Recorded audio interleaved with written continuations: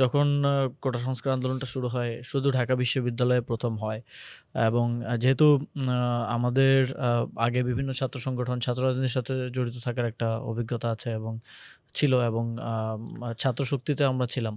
তো আমাদের পরিচিত যারা এই বিভিন্ন ধরনের আন্দোলন সংগ্রামগুলো বিভিন্ন জায়গায় সংগঠিত করে থাকে, তাদের সাথে আমরা যোগাযোগ শুরু করি। যেমন জাহাঙ্গীরনগর বিশ্ববিদ্যালয়ে আরিফ সোহেলকে দায়িত্ব দেয়া হয়।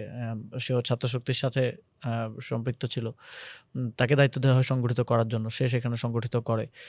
জগন্নাথে রেসপেক্টিভলি যেখানে যারা আমাদের পরিচিত আছে, তারপরে ৭ কলেজ, ঢাকা ৭ কলেজ, ৭টি অধিভুক্ত যেই কলেজ আছে ঢাকা বিশ্ববিদ্যালয়ের, তাদেরকে নিয়েও টিএসসিতে বসি, কিভাবে অর্গানাইজ করা যায়, কলেজগুলোকে কিভাবে সম্পৃক্ত করা যায় এবং তারাও কিন্তু তিতুমির কলেজ মহাখালীতে, ঢাকা কলেজ আর ইডেন কলেজ মিলে সায়েন্স ল্যাবে বিভিন্ন জায়গায় আন্দোলনগুলো সংগঠিত করে এবং কোটা সংস্কার আন্দোলনটা যখন বড় হওয়া শুরু হয়, তখন আমরা যখন সমন্বয় কমিটিটা দেয়া হয়, তখন আমরা আস্তে, আস্তে অন্যান্য পাবলিক বিশ্ববিদ্যালয়গুলোকে বড়, বড় যেই স্বনামধন্য কলেজগুলো আছে, তারপর বিভিন্ন জেলা শহরে ছাত্রদের সাথে যোগাযোগ করা শুরু করি। তারাও আমাদের সাথে অনেক ক্ষেত্রে যোগাযোগ করে। আমরা অনেকের কাছে রিচ আউট করি।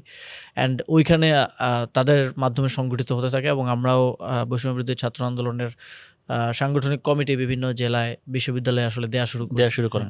আপনি কাকে, কাকে ফোন দেন? বিশেষ করে ঢাকায় বা বিভিন্ন ছাত্র সংগঠনের প্রতিনিধি যারা আছে, আপনি কাকে, কাকে ফোন দেন? না, আমি তো অনেককেই চিনি। কারণ আমি এর আগে ছাত্র অধিকার পরিষদে প্রায় ৫ বছর ছিলাম। আমি ঢাকা বিশ্ববিদ্যালয়ের ছাত্র অধিকার পরিষদের সভাপতি ছিলাম। পরবর্তীতে ছাত্র শক্তি ঢাকা বিশ্ববিদ্যালয়ের আহ্বায়ক ছিলাম। ফলে সারা দেশেরই যেই তরুণরা প্রতিবাদী তরুণ বলতে যারা আছে, সবার সাথে এক ধরনের যোগাযোগ আছে। তো আন্দোলনের শুরুতে সবাইকেই আমি যেকোনো পলিটিক্যাল পার্টি হতে পারে, আমার যাদের সাথে কমিউনিকেশন আছে, আমরা একটু নির্দিষ্ট করে কি জানতে পারি যে আপনি কাকে, কাকে ফোন দিয়েছিলেন? ছাত্রদল হতে পারে, অন্য বামপন্থী ছাত্র সংগঠন হতে পারে, শিবির হতে পারে। ছাত্র সংগঠনগুলোর সাথে আমরা প্রথম দিকে যখন কোটা সংস্কার আন্দোলনটা শুরু হয়, তখন অনেকের সাথে টিএসসিতে বসে, যেমন ছাত্র ইউনিয়নের তখন একটা অংশের দায়িত্বে ছিল মেঘমুল্লার বসেছিল। তারপর হচ্ছে আমার বন্ধু ছিল সেক্রেটারি। তো ওদের সাথে টিএসসিতে আলাপ হচ্ছিল। তারপরে ছাত্র ফ্রন্টের এই ভাইরা ছিলেন, ওনাদের সাথে তো আগে থেকে পরিচয়। তারপরে ছাত্র অধিকার পরিষদের তখন নেতৃত্বে ছিলেন বিনিয়ামিন মোল্লা। তারপরে আমার বন্ধু ছিল নাজমুল, ঢাকা কলেজের।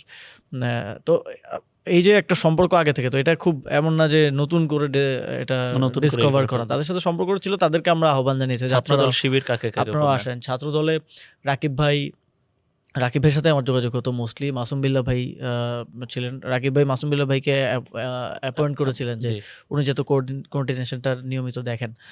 তারপরে ছাত্র শিবিরে শিবগা ভাইয়ের সাথে কথা হতো। রাফেজ সালমান রিফাত, তিনি তো এখন এনসিপিতে আছেন। তার সাথে সমন্বয় হতো। সাদিক কায়েমের সাথে কথা হতো, তিনি যখন ঢাকা বিশ্ববিদ্যালয়ের ছাত্র শিবিরের সভাপতি ছিলেন। তারপরে এস এম ফরহাদ ঢাকা বিশ্ববিদ্যালয়ের ছাত্র শিবিরের সেক্রেটারি ছিলেন।